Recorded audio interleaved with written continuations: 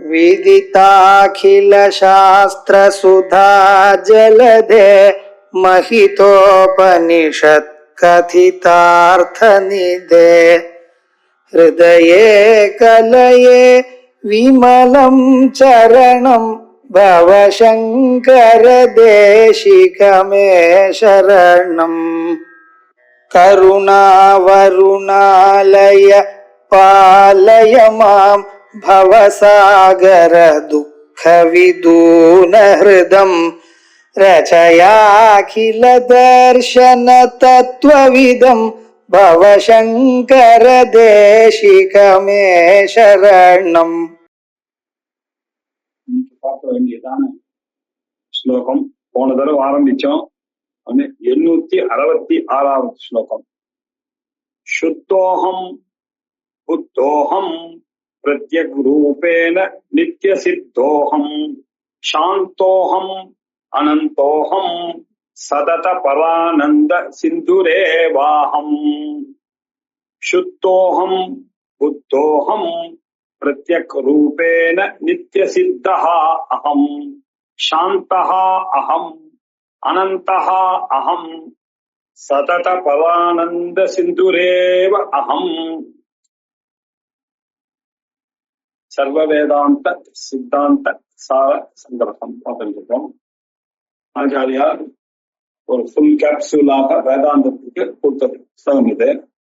அதுல அதிகாரி வேதங்கள், ஸ்தூல சரீரம், சூக்ம சரீரம், காரண சரீரம், இதை விட வேறானதுதான் நம்முடைய ஆத்மஸ்வரூபம் அப்படின்னு சொல்லி, பஞ்ச கோஷத்துக்கு அதீதமான ஒரு ஸ்வரூபம் அப்படின்னு சொல்லி, ஆனா ஜாகிரத்து, சொப்னம், சுஷுப்தி எனக்கூடிய 3 அவஸ்தைகளுக்கெல்லாம் அப்பாற்பட்டதாக இருக்கக்கூடியது, பார்த்து கொண்டு இருக்கக்கூடிய சாட்சியாக இருக்கக்கூடிய ஸ்வரூபம் தான் இது அப்படின்னு சொல்லி, இந்த ஸ்வரூபத்தை பிரமாணங்கள் மூலமாக அறிய முடியாது.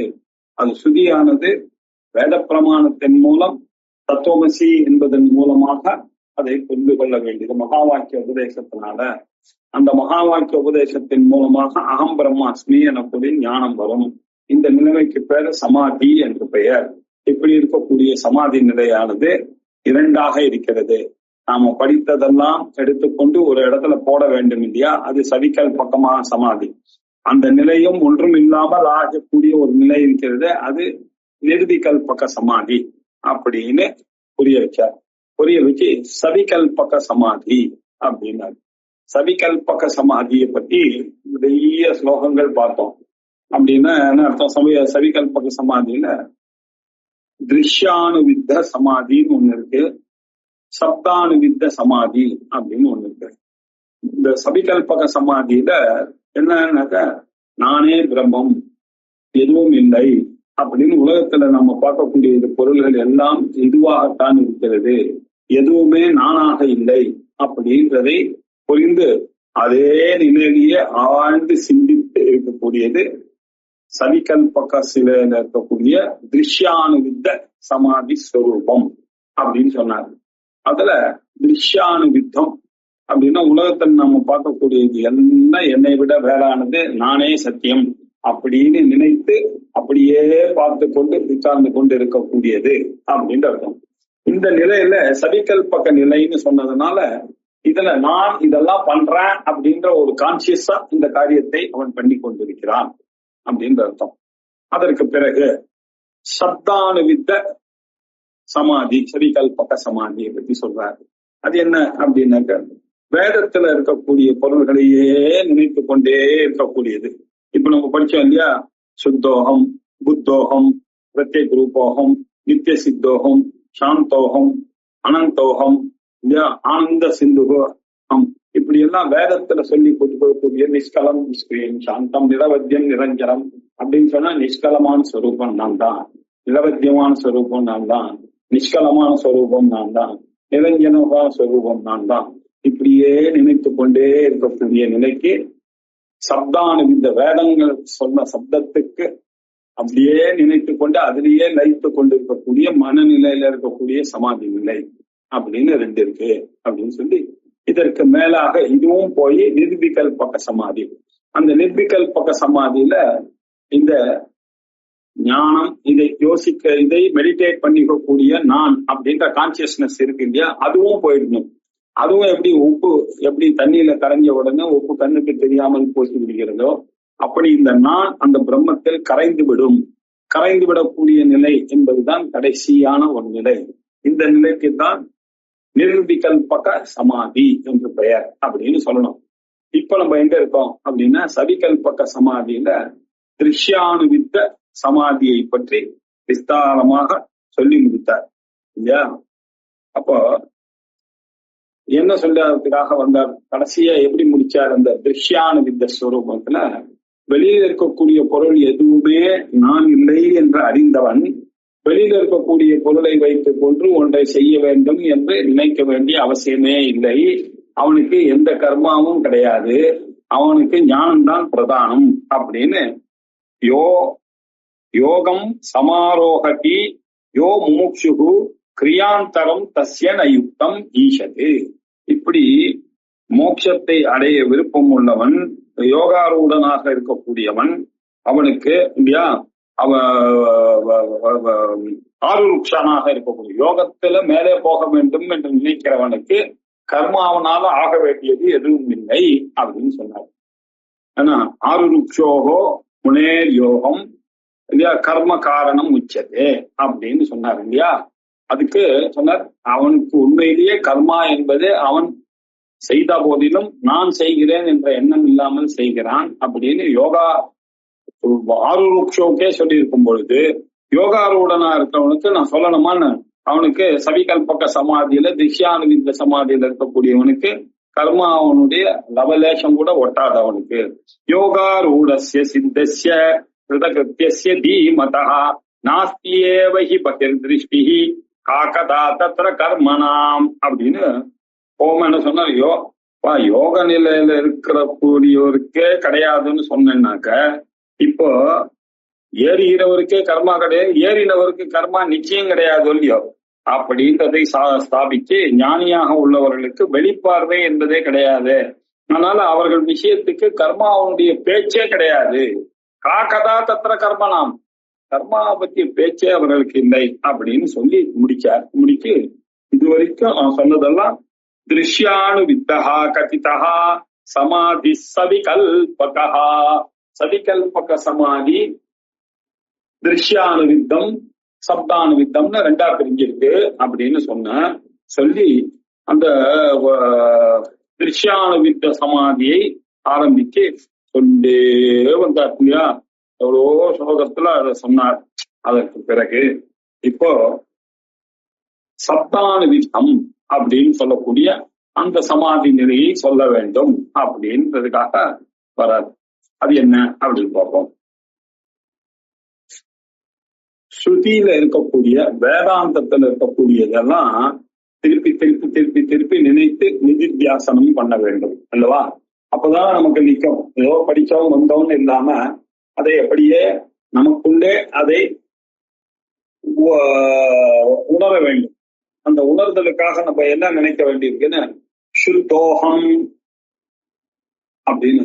அப்ப நமக்கு என்ன உடனே ஸ்ருதி ஞாபகம் வருது இல்லையா. தத் வித்யாம் தம் வித்யா தத் சுக்ருதம் தத் அமிர்தம் அப்படின்னு. தத் வித்யாம் தத் சுக்ரம் தத் அமிர்தம் அப்படின்னு கட்டவணிச்சது அப்படிதானே முடிஞ்சது. நான் சுத்தம் நித்திய மித்த சுபாவத்தை உடையவன் நான் அப்படிதான் வேதங்கள் சொல்லுகிறது. சப்தங்களுடைய அனுசாசனம் என்ன சொல்லுகிறது? நானே அந்த சுத்த பரமாத்ம ஸ்வரூபமே தவிர இந்த பாடி மைண்ட் காம்ப்ளெக்ஸ்ல ரிஃப்ளெக்ட் ஆகக்கூடிய நான் அசுத்த ஸ்வரூபம் இல்லை அப்படின்னு நினைத்து கொண்டே இருக்கக்கூடியவன். அப்புறம் புத்தோகம் அப்படின்னு நினைக்கிறார். புத்தோகம் சத்தியம் ஞானம் அனந்தம் பிரம்ம அப்படின்னு சொல்றது நம்ம சச்சிதானந்த ஸ்வரூபம். நானே அந்த சத்ஸ்வரூபமாகவும் இருக்கிறேன், ஞானஸ்வரூபமாக புத்த ஸ்வரூபமாக அறிந்தவனாக இருக்கிறேன். என்னுடைய உண்மையான நிலை என்ன? ஸ்தூல சூக்ஷ்ம காரண சரீரா வதிரிக்தா பஞ்சகோஷ அதீதா அவஸ்தாத்ரய சாட்சி சச்சிதானந்த ஸ்வரூபா அப்படின்னு நினைக்கிறேன் வேதத்துல சொன்ன மாதிரி. அதே மாதிரி பிரத்யக் ரூபேன நித்திய சித்தா அகம். என்னுடைய ஆத்மா எங்க இருக்கு அப்படின்னா அந்தராத்மாவாகத்தான் அவர் இருக்கிறார் இல்லையா? அதனாலதான் நம்மளுடைய இந்திரியங்கள்லாம் பராஞ்சிகாணி வெதர்ன சுயம்பூ தஸ்மாத் பரான் பஷ்யதி ந அந்தராத்மி. நம்மளுடைய இந்திரியங்கள் எல்லாம் வெளிநோக்கியவையாகவே படைக்கப்பட்டு விட்டது. இப்படி பழி வாங்கிட்டார் பரமேஸ்வரன். ஆகையினால நம்ம கண்ணோ காதோ மூக்கோ நாக்கோ எல்லாம் வெளியில இருக்கக்கூடிய பரங்களை தான் கவனிக்குமே தவிர உள்ள இருக்கக்கூடிய ஆத்மாவை கவனிக்க தவறி விடுகிறது. 24 மணி நேரமே எங்கேஜ் ஆயிடுறது, வெளியில பாதி நேரம் தூக்கத்துல போயிடுறது.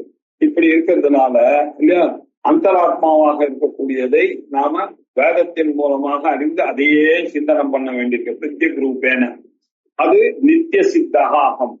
அது மட்டும் இல்ல, ஆத்மா என்ன சொல்றது, நித்யஹா அப்படின்னு சொல்றது. நித்யோ நித்யானாம் அஜோ நித்திய சாஸ்வதோயம் புராணா அப்படின்னு நித்தியஸ்வரூபமாக இருக்கக்கூடியவன் தான் நான். எனக்கு மரணம் என்பதே கிடையாது. இந்த சரீரத்துக்கு வேண்டுமானால் மரணம் ஏற்படலாமே தவிர எனக்கு மரணம் என்பதே கிடையாது என்று நினைக்கக்கூடியவர்கள் தான் சமிகல்பக சமாதியில் இருக்கக்கூடிய ஞானிகளுடைய நிலை இது. அப்புறம் சாந்தோகம் அனந்தோகம் சாந்தஹம் சாந்தம் சிவம் அத்வைதம் சதுர்த்தம் மன்யந்தே சாத்மா சவிஜ்ஞேயா. இந்த ஸ்ருதியானது ஞாபகம் வருது. நான் சாந்த ஸ்வரூபியாக இருக்கிறேன் எப்பொழுதும். எனக்கு எந்த ஒரு டர்புலன்ஸுமே கிடையாது. அத்வைத ஸ்வரூபம், சிவஸ்வரூபம், பரமமண்டல ஸ்வரூபம், அத்வைத ஸ்வரூபம், துரிய ஸ்வரூபம் அப்படின்லாம் நினைக்கிற மாதிரி மாண்டூக்கிய உபனிஷத்துல சொன்ன மாதிரி எப்படி இருக்கக்கூடிய நிலைக்கு சாந்தோகம் என்று நினைப்போம். அதற்கு பிறகு அனந்தோகம், இது எல்லாம் விருத்தியும் இருக்கு, நானும் இருக்கேன். அதனாலதான் இப்படி நினைத்து கொண்டிருக்கேன்னால என்னத்தான் இன்னும் நிருபிக்கல் பக்கமாக ஆகல. அதுக்கு முந்தின ஸ்டேஜ் சவிகல்பகமாக சப்தானுவித்த சவிகல்பக சமாதியினுடைய நிலை இதெல்லாம். அனந்தோகம் சத்தியம் ஞானம் அனந்தம் பிரம்மா. என்னுடைய ஸ்வரூபம் என்ன, சத்தியம் ஞானம் அனந்த ஸ்வரூபம். அது மாத்திரம் இல்ல, சதத பரானந்த சிந்து ஏவ அயம் சததம், எப்பொழுதும் சததம் பரானந்த ஸ்வரூபம். அந்த தேச கால வஸ்து பரிச்சின்ன ரகிதமாக இருக்கக்கூடிய அந்த பேரானந்தம் என்று சொல்லக்கூடிய அந்த ஆனந்தம், இந்த விஷயத்தினால வரக்கூடிய ஆனந்தம் இல்ல, அந்த பேரானந்தம். நானே சச்சிதானந்த ஸ்வரூபம் அப்படின்னு நினைக்கக்கூடிய அந்த ஆனந்த ஸ்வரூபம் இருக்கு இல்லையா, அந்த ஆனந்த சிந்துரேவாகம், அந்த ஆனந்த கடல் இல்லையா, அப்பா முழுக்க ஆனந்தமாகவே இருக்கக்கூடிய விஞ்ஞானம் ஆனந்தம் பிரம்மா அப்படின்ற அந்த ஸ்ருதியை மனசிலேயே நினைத்துக் கொண்டு நானே சுத்தன், நானே புத்தன், நானே அந்தராத்மா, நானே நித்திய சித்தன், நானே சாந்தன், நானே அனந்தன், நானே அந்த ஆனந்த கடலில் ஒழுகி இருக்கக்கூடிய அந்த ஆனந்த ஸ்வரூபன் அப்படின்னு நினைக்கக்கூடியதுதான் சவிகல்பக சமாதியினுடைய சப்தானுவித்தமாக இருக்கக்கூடிய ஒரு நிலை அப்படின்னு நமக்கு போன ஸ்லோகத்தில் நம்ம என்ன பண்ண 865 திருஷ்யானுவித்தா கதிதா சமாதி சவிகல்பகா அப்படின்னாரு ஆச்சாரியார். சவிகல்பக சமாதி திருஷ்யானுவித்த சவிகல்பக சமாதியை சொல்லிவிட்டேன் அப்படின்னார். அப்படின்னா என்ன அர்த்தம், இப்போது இருந்து சப்தானுவித்தமாக இருக்கக்கூடிய அந்த சமாதியை சொல்லுகிறேன் அப்படின்னு ஆரம்பிச்சார். சித்தோகம் புத்தோகம் பிரத்யேக ரூபேன நித்திய சித்தோகம் சாந்தோகம் அனந்தோகம் சதத பரானந்த சிந்துரேவாகம் அப்படின்னார். மேலும் சொல்றார், எப்படி 866 867 868 869 70 71 72 இப்படி இந்த 4 3 7 ஸ்லோகத்துல சப்தானுவித்த சவிகல்பக சமாதி ரூபத்தை, ஞானிகளுடைய சவிகல்பக சமாதி ரூபத்தை ஆச்சாரியால் அடிக்கின்றார். இப்போ பார்க்க வேண்டியது 867வது ஸ்லோகம். ஆத்யோகம் அநாத்யோகம் வாங் மனச அசாத்திய வஸ்து மாத்ரஹா அஹம் நிகம வசோ வேத்யோகம் அனவத்ய அகண்ட போத ரூபஹா அஹம். அடுத்த சிந்தனை பாருங்க, எப்படி பாத்தீங்கன்னா ஆத்யஹா அஹம், நானே பிரம்மம்னு தெரிஞ்ச பிறகு நான் தானே முதல்ல வந்திருக்கணும். நான் வந்த பிறகுதானே, நான் கண்ணை முழித்தால் தானே இந்த உலகமானது வரும். நான் கண்ணை மூடினேன்னா இந்த உலகமானது போய்விடுமே. உன்மேஷ நிமிஷோத்பன்ன விபன்ன புவனாவதி. அம்பாள் கண்ணை திறந்தாதான் இந்த உலகமானது உலகம். அம்பாள் கண்ணை மூடினா இந்த உலகமானது போயிடுது. இப்படித்தானே மனிதர்களும் இல்லையா, அது சிருஷ்டிவாதம் அப்படின்னு அத்வைதத்துல ரொம்ப ஃபேமஸ். இவன் கண்ணை திறங்கிறதுனாலதான் உலகம் இருக்கே தவிர, இவன் கண்ணை மூடிட்டான்னா இந்த உலகம் இல்லை. இவன் ராத்திரி தூங்கும் போது உலகம் இல்லை. இவன் கடையை சார்ந்த உடனே இந்த உலகமானது வந்துட்டு. இது எப்படி சார்னு நிறைய பேருக்கு சந்தேகம் இல்லையா. சொல்றது வேணும்னு சொன்னா நம்ம கேட்டு ஆக வேண்டிய நிர்பந்தம். ஆனா புரியறது ரொம்ப கஷ்டம். என்ன சார் சொல்றீங்க? அப்ப நான் பாக்குறேன், பக்கத்து வீடு எது வீடு எல்லாரு வீட்லயும் மனிதர்கள் இருக்கிறார்கள், போகிறார்கள், வருகிறார்கள். ரயில்வே ஸ்டேஷன்ல அவ்வளவு கும்பல், ஏர்போர்ட்ல அவ்வளவு கும்பல். இவங்கெல்லாம் வீடு இல்லையா, இவங்களுக்கெல்லாம் மனைவி இல்லையா, இவங்க வீட்டுல சமையல் இல்லையா, என்ன சொல்றீங்க அப்படின்னு. எல்லாம் கல்பிதம் தான்பா. உன்னுடைய கனவுல எப்படி உன் கூட 100 யானையையும் 500 குதிரைகளையும் 1000 தேரோட பவுனி வரா மாதிரி ஒரு கனவு கண்டிய. இதெல்லாம் எப்படி வந்தது? எந்த தச்சன் செய்தான் அந்த ரதங்களை? 5000 பேரை, அந்த குதிரைகளுக்கெல்லாம் எவ்வளவு நாள் அது அப்பா அம்மா வயசுல இருந்தது? எப்படி பிறந்தது அது? அப்படின்னா நீங்க கேட்கவும் முடியாது. லாஜிக்கே இல்ல. அப்படிதான் இல்ல, இது அப்படி வந்துருச்சு. அதே மாதிரிதான் நீங்க பாத்தீங்கன்னா இந்த உலகமானது வருகிறது, நீங்க முடினீங்கன்னா இந்த உலகமானது போகிறது. அப்படின்றதுதான் உங்களுக்கு ஆத்தியம். நீங்கள் தான் ஆத்திய ஸ்வரூபம். நீங்கள் அதற்காக ஆத்திய ஸ்வரூபமா அப்படின்னு சொன்னா இல்ல, நீங்க அனாத்திய ஸ்வரூபம். அனாத்திய ஸ்வரூபம்னா என்ன அர்த்தம் அப்படின்னா, அனாதி அப்படின்னா என்ன அர்த்தம்னா, முதல்ல கோழி வந்துதா முட்டை வந்துதா அப்படின்னா, கோழி வந்தவங்க நம்ம கர்மாவுக்கு சொல்றோம் இல்லையா. கர்மா பண்ணணும்னா சரீரம் பண்ணாதானே கர்மாவே வரும். அவன் பிறப்பான். அப்ப முதல்ல எப்படி சார் நான் கர்மா பண்ணிருப்பேன் அப்படின்னு நம்ம கேள்வி கேட்கலாம். சந்தேகம் வருகிறது நமக்கு. நான் எப்படி சார் நான் புண்ணிய பாவத்துக்கு ஆட்பட்டவன்னு சொல்றீங்க, கர்மாவனாலதான் புண்ணிய பாவத்தினாலதான் நான் இப்ப இந்த நிலைமையில இருக்கேன்னு இப்படி யோசிச்சுன்னா, முதல்ல எப்ப புண்ணிய கர்மா ஆரம்பிச்சது? ஒரு சரீரம் இருக்கணும் முடியும். சரீரம் எப்போ வரும்? கர்மாவனுடைய பலன் தானே சரீரம். சரீரமே முதல்ல இல்லாத போது எப்படி கர்மா பண்ணிருப்பான்? கர்மாவே பண்ணாத போது எப்படி சரீரம் வரும்? தெரியல, ஆனா இருக்கு. அதான் மாயை இல்லையா? அதே மாதிரிதான் இந்த மாயை. நான் பார்க்கும்போது இந்த உலகம் இருக்கிறது, நான் பார்க்காத போது இந்த உலகமானது போய்விடுகிறது. இதை எக்ஸ்பிளைன் பண்ணவே முடியல. ஸ்ருதிதான் நமக்கு எடுத்துக்காட்டி, ரிஷிகளினுடைய வாக்குதான் நமக்கு பிரமாணம். ரிஷிகள் என்ன சொல்றது? அப்பா நீதான் ஆத்தியம் அப்படின்னு சொல்லிட்டு, அதனால நான் அப்படி நினைக்கிறேன், நான் தான் முதல்வாக இருக்க வேண்டும், என்னால் தான் இந்த உலகம் உண்டாகிறது என்றால் நான் தானே முதல்வன். சிருஷ்டுவாத்த தேவான் உத்ராபிஷது. நான் சிருஷ்டி பண்ண உலகத்துல நான் இல்லாம யார் இருப்பான் இல்லையா? நான் என்னுடைய கனவுல நான் இல்லாம வேற யார் என்னுடைய கனவுல இருப்பான்? நீங்களா இருப்பீங்க. அவாவாவுடைய கனவுல அவாவா தானே இருப்பான். அதே மாதிரிதான் சொப்னம் எப்படியோ அப்படிதான் இந்த ஜாகிரத்து அப்படின்னு நம்ம நிறைய வேதாந்தத்துல படிச்சுட்டே வரோம. அதுதான் இந்த. ஆனால நம்மளுடைய சொரூபம் ஆதிஸ்வரூபமாக காணப்படுகிறது. அதே சமயத்துல அனாதி.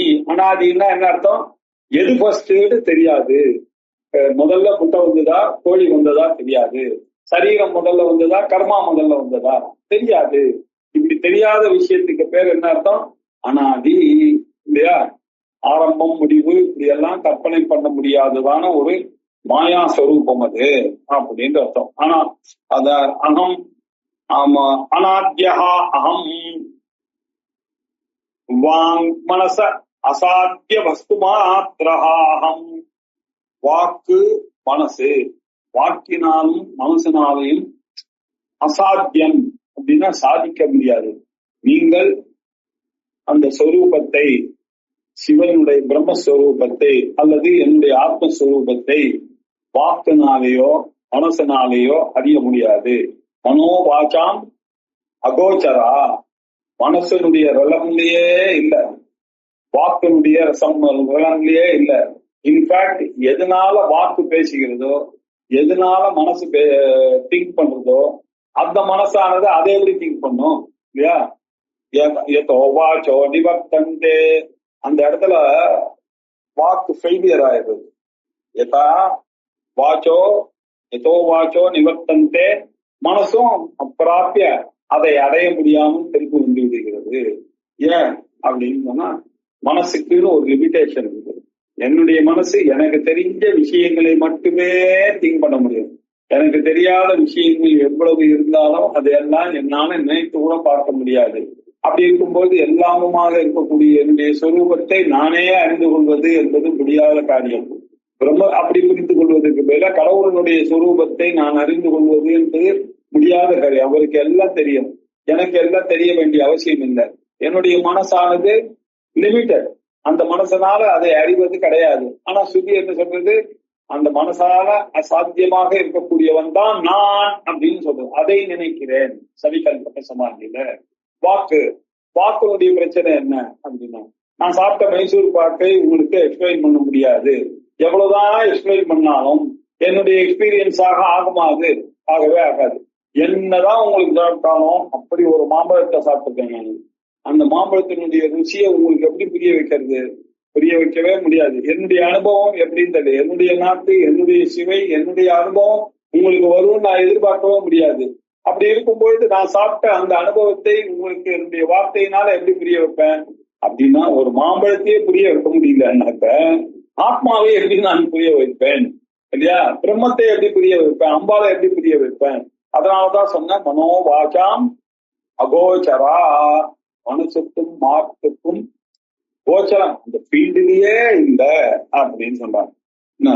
அது மட்டும் இல்ல, நிகமவச்சோ வேத்யோகம் அனவத்ய அகண்ட பூத ரூபோகம் ஆத்யோகம் அநாத்யோகம் வாங் மனச அசாத்திய வஸ்து மாத்ரோகம் நிகமவச்சோ வேத்யோகம் அனவத்ய அகண்ட போத ரூபோகம் வாங் மனச அசாத்திய, வாக்குனாலையும் மனசனாலையும் கோச்சரம் அந்த ஃபீல்டிலேயே ரொலண்டியே இல்லாத ஒரு வஸ்து தான் நான் இல்லையா?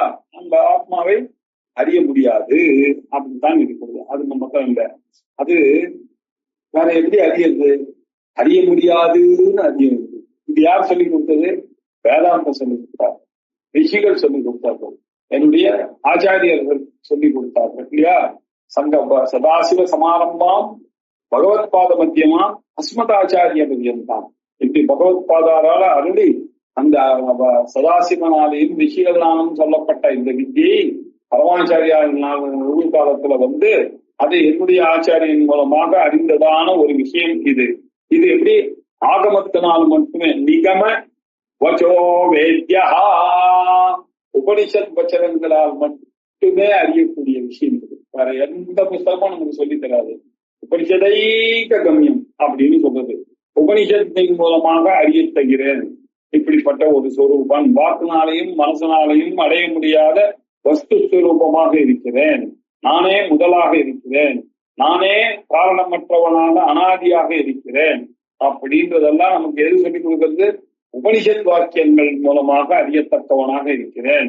அகம் அனவத்யா, ஒரு தோஷமும் அந்த ஆத்மால இருக்காது. தத் சுத்தம் தத் சுத்தம் முந்தின ஸ்லோகத்துலதான் சொல்லியிருக்காரு. அந்த ஆத்மா சுத்தோகம் புத்தோகம் பிரத்யேக ரூபேன நித்திய சித்தோகம் சாந்தோகம் அனந்தோகம் சததபரானந்த சிந்துரேவாகம் அப்படின்னு சொன்ன அந்த ஸ்வரூபத்துல ஏதாவது தோஷம் இருக்குமா? இருக்கவே கிடையாது. நான் எப்பொழுதும் சுத்த ஆகையினால சுத்த ரூபத்துல இருக்கக்கூடிய அனவத்தியம் தோஷமற்றவனாக இருக்கக்கூடியவன் நான்.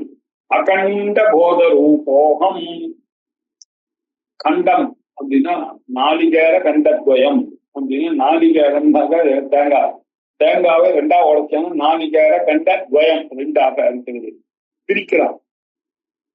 ஆத்மா எப்படி இருக்கு? அது அங்கு இங்கு இருக்கு என்னாதபடி எங்கும் நீக்கமாக நிறைந்து இருக்கக்கூடிய சொல்றது. எப்படி பிரிப்பேன்? It is an indivisible thing. அதை எப்படி டிவைட் பண்ண முடியும்? அகண்ட ஸ்வரூபம், கண்டம் பண்ண முடியாத ஒரு ஸ்வரூபம் இல்ல. சம்ஸ்கிருத கண்டம் அதுபடி தான் நீங்க கண்டம் பண்ண முடியாத ஸ்வரூபம் இங்கிலீஷ்ல வச்சுட்டாலும் கரெக்டா தான் இல்லையா?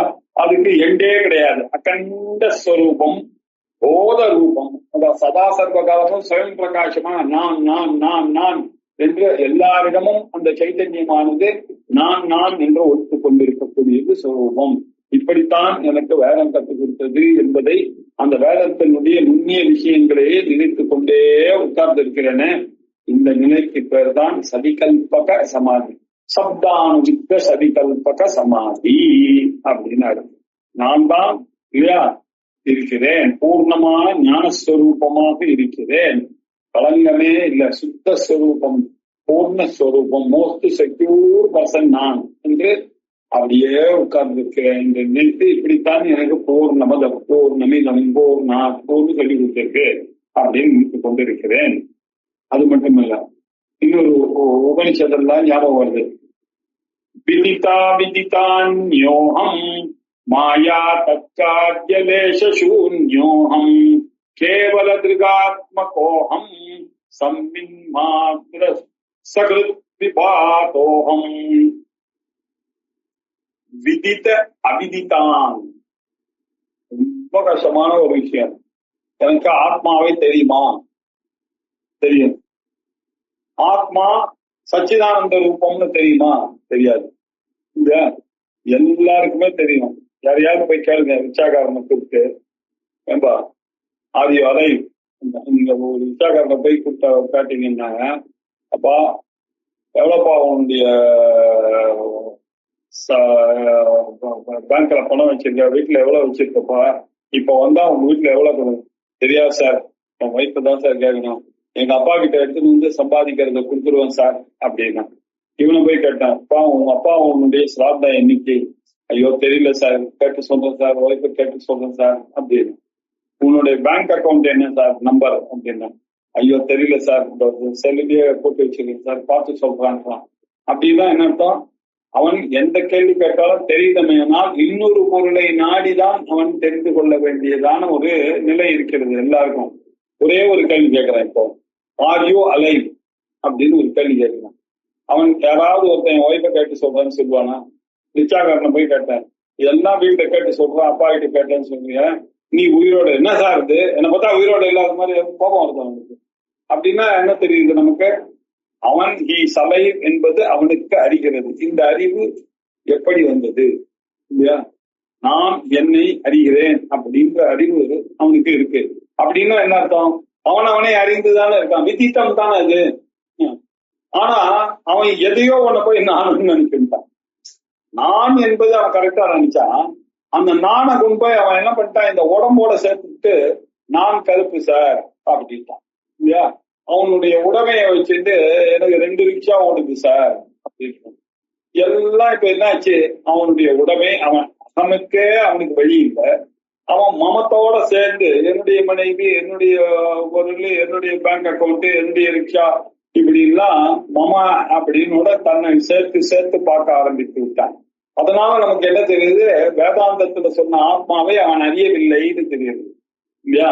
அவன் எப்போ குடும்பத்தோரோட பைக்கியமாக இருக்கானோ அவன் சச்சிதானந்த ஸ்வரூபா, அகம் சுத்தகா, அகம் புத்தகா, அகம் நித்தியமுக்த சுபாவகா என்பதை அறியாதவனாக இருக்கிறான். ஆனா அதே சமயத்துல அவனுக்கு ஆத்மாவையும் அறிந்தவனாகவும் இருக்கிறான். விதித்தமாகவும் இருக்கு சில பேருக்கு, அவிதித்தமாகவும் இருக்கு. இது 2 கட்டானா இருக்கு இல்லையா? இப்படித்தான் இருக்கு. விதித்த அவிதிதாபியாம் அப்படின்னா அது கேனோபனிஷத்துல ரொம்ப அழகா சொல்றது.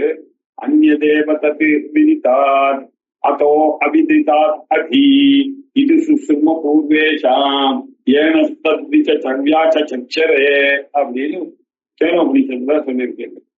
அறிவதை காட்டிலும் வேறானதுதான் இந்த ஐ இல்லையா? அறிந்ததேயானால் அது இதுவாயிடும். விதித்தார் அந்நியத்து ஐ, அவிதித்தார் அந்நியத். அதுக்காக அதை அறியவே முடியாதா அப்படின்னா உங்களால அறிய முடியுது. இப்படி ரிஷிகள்லாம் சொன்னா நமக்கு புரியுது.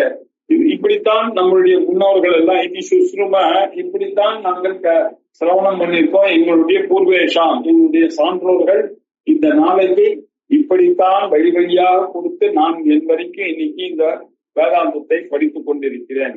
விதித்த அவிதிதாபியாம் அந்நியது, அறிந்தேன் என்றும் சொல்ல முடியாது. ஏன்னா கண்டவர் விண்டில இதை நான் அறிந்தேன்னு சொன்னாக்க நான் அறியலன்றதை நீங்க புரிஞ்சுக்குவீங்க. அதை அறிந்தேன் அப்படின்னு சொன்னா அறியலன்னு ஆச்சு.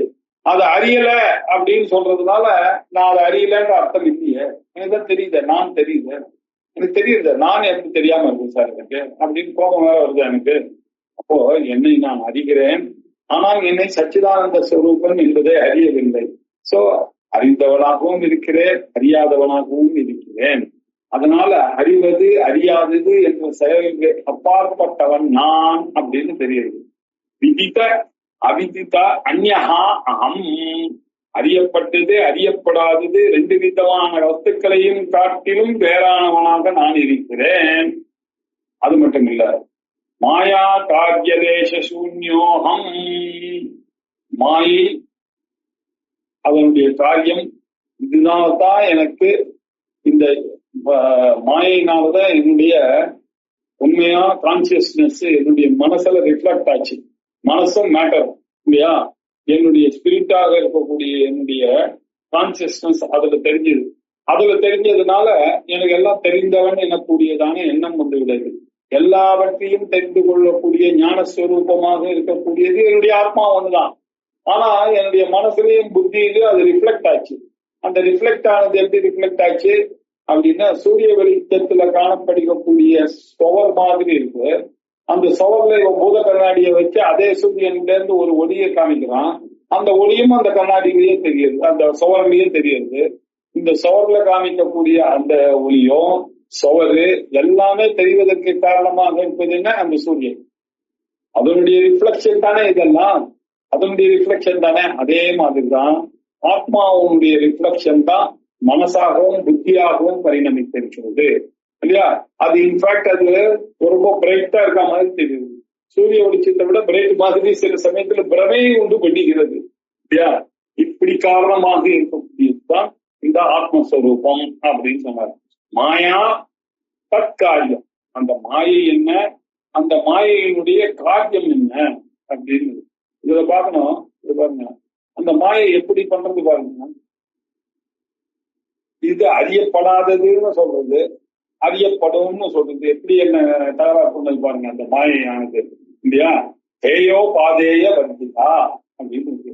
இதை தள்ளவும் முடியாது கொள்ளவும் முடியாது. இந்த ஆத்மாவை என்னால தள்ள முடியுமா? சரி, இந்த ஆத்மாவுடைய உண்மையான ஸ்வரூபம் என்னன்னு அதையும் கொள்ள முடியல. இவ்வளவு தூரம் கிளாஸுக்கு வந்த உடனே கூட எனக்கு சந்தேகம் வருகிறது. நான் எப்படி பிரம்மமாக இருக்க முடியும், நான் எப்படி இறைவனாக இருக்க முடியும்? ஏன்பா நீதான் இறைவன் சாஸ்திரம் சொல்றது, இருந்தாலும் என்னால ஒத்துக்கொள்ள முடியும். ஏன் சார் இது இதானே தக்கிறது? ஏன் ஏதோ ஒண்ணு மறைக்கிறது? என்ன, இந்த மாயையினுடைய காரியம்தான் இது. அந்த மாயை இருக்க அதனுடைய காரியம்தான் இந்த மறைக்கிறது இருக்கு.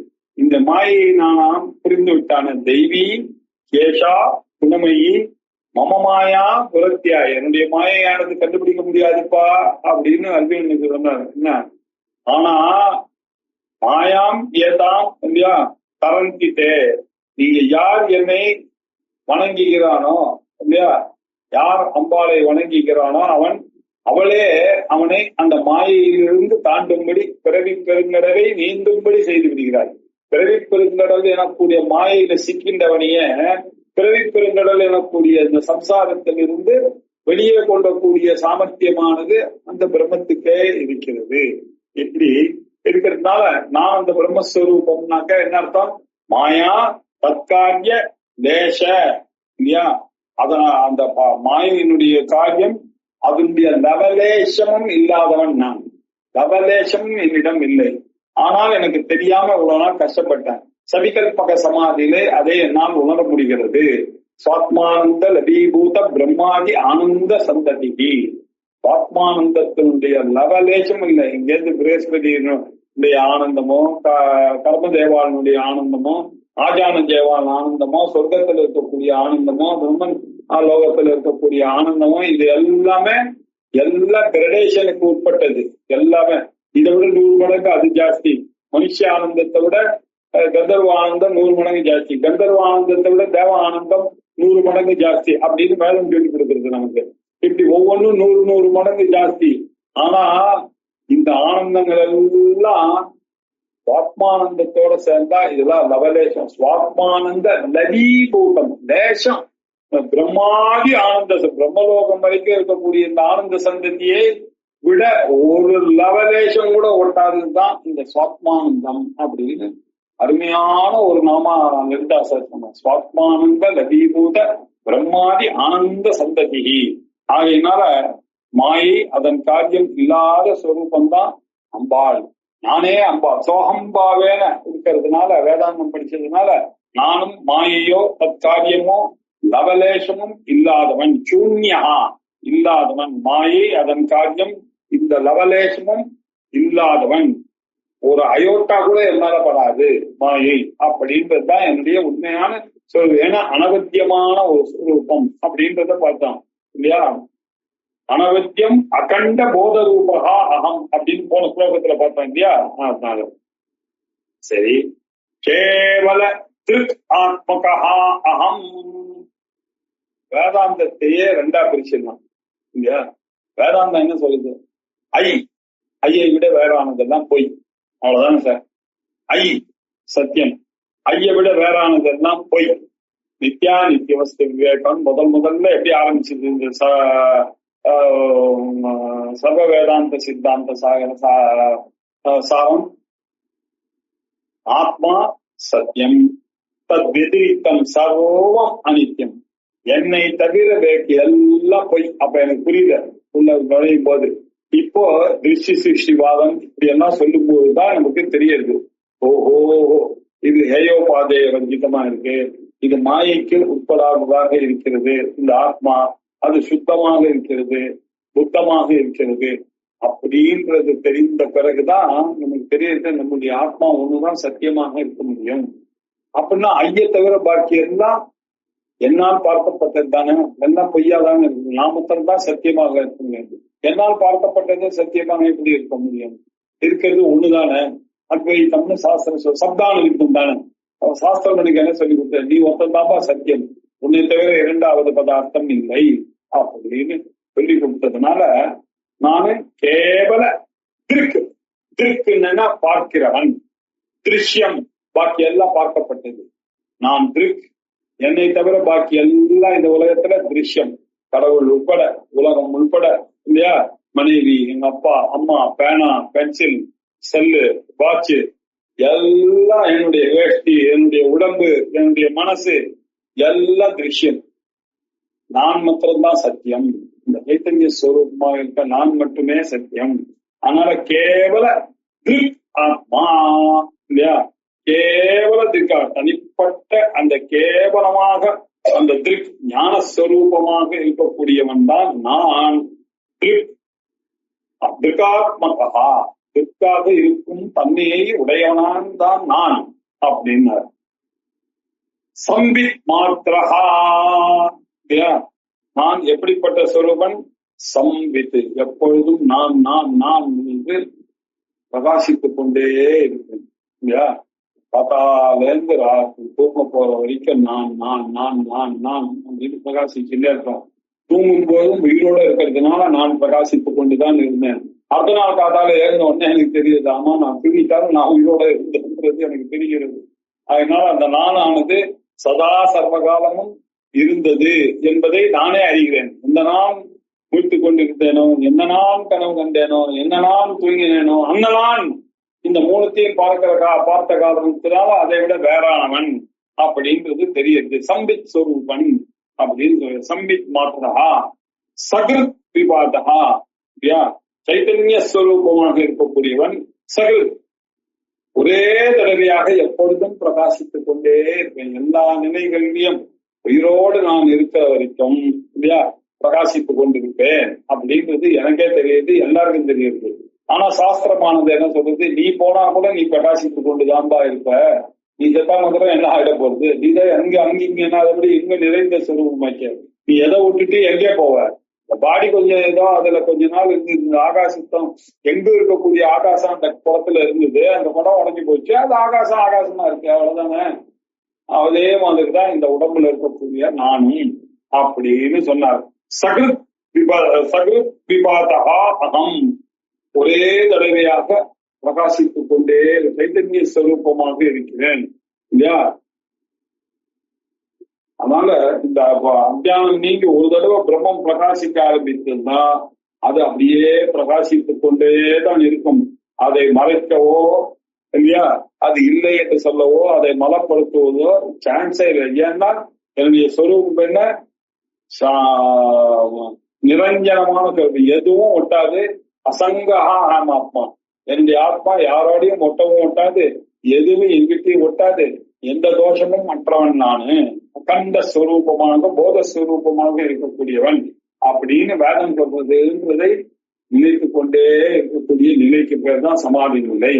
விதித்த அவிதிதான் யோகம் விவித விதித்த அந்யஹா அகம் மாயா தத்கார்யலேஷ சூன்யஹா அகம் கேவல திரிகாத்மகா அகம் சம்வித் மாத்ரஹா அகம் சகிருத் விபாதஹா அகம் அப்படின்னு பார்த்தோம்.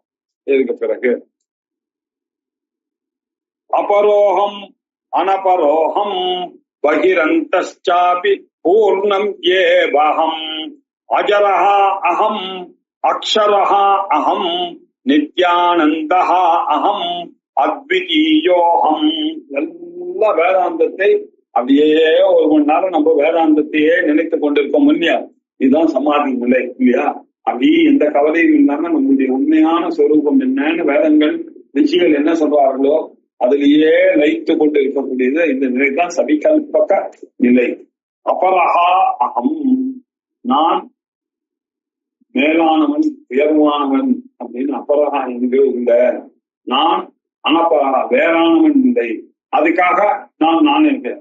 பிரம்ம சத்தியம் ஜெகன் மித்யா ஜீவோ பிரம்மைவ அபரஹா, ஜீவன் பிரம்மை தான், வேறு யாரும் இல்லை. நான் வேறானவன் இல்லை, உயர்வானவனோ தாழ்வானவனோ இல்லை. அனபரஹா இல்லையா? மேலானவனும் இல்லை, தாழ்வானவனும் இல்லை, வேறானவனும் இல்லை. இந்த நான் நானாகவே இருக்கிறேன்.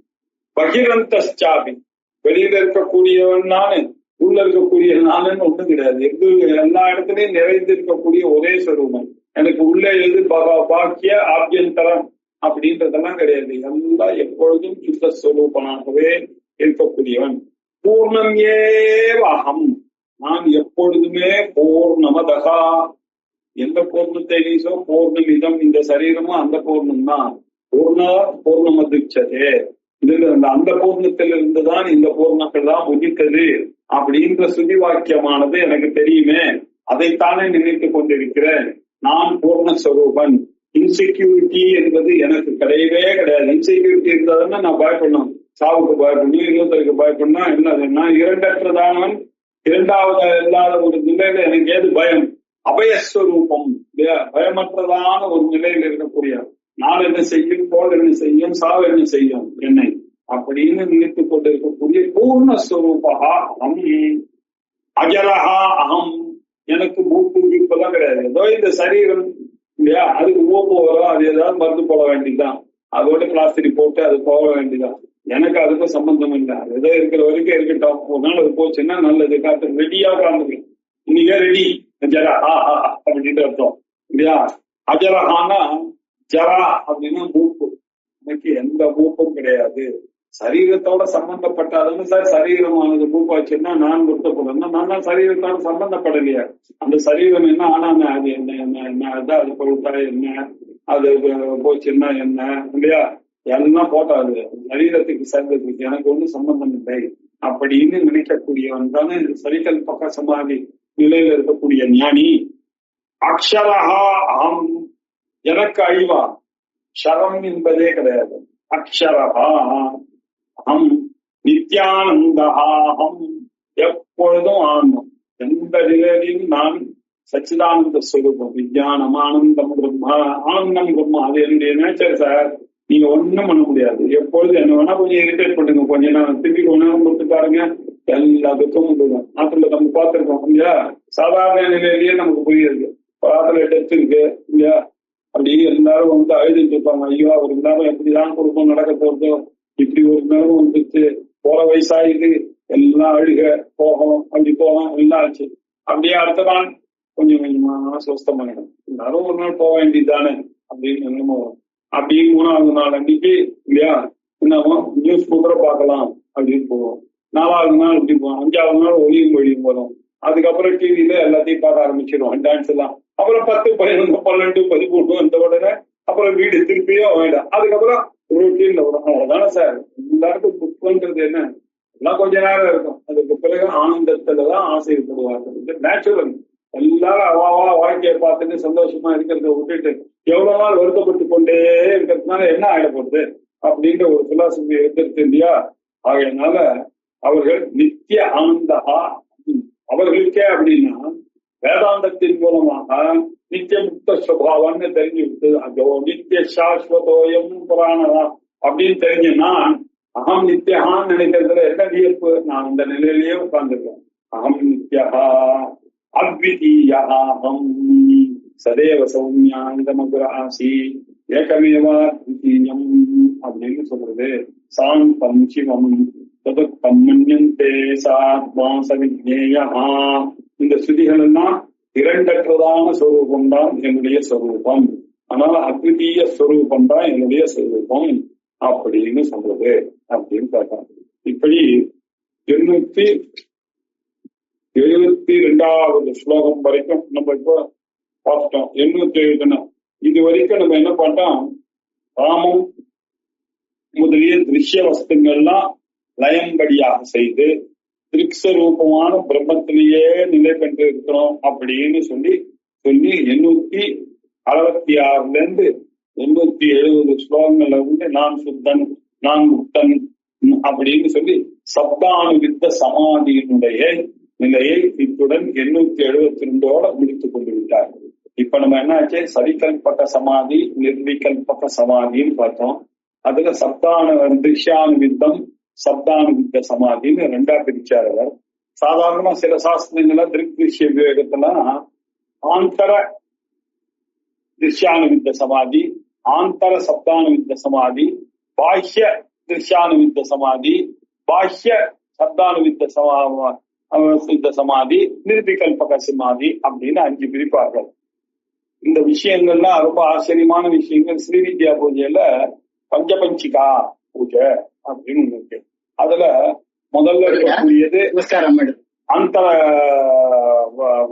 திஷ்யானுவித்த சமாதி உண்டுபடுத்தக்கூடியதான பூஜை அது.